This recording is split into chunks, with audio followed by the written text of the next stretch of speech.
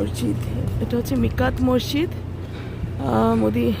Medina মসজিদে নববী থেকে প্রায় 20 মিনিটের ড্রাইভ।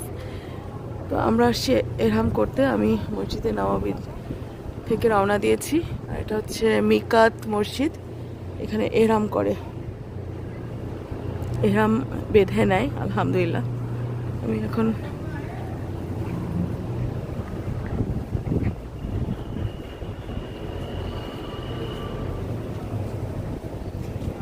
সুন্দর বাতাস আজকে আলহামদুলিল্লাহ আলহামদুলিল্লাহ।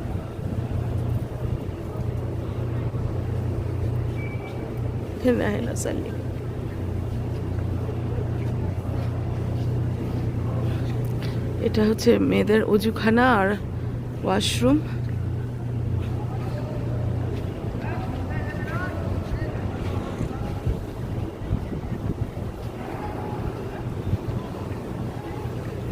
এই যে হারুন এসে আমাকে খুঁজতেছে।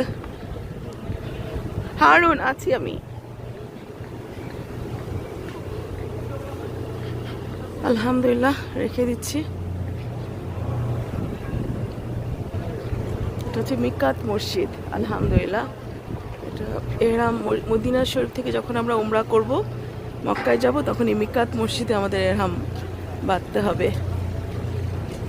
এটা একটা সাইডে পড়েছে, 20 মিনিটের ড্রাইভের মতো হচ্ছে মসজিদে নববী থেকে আলহামদুলিল্লাহ।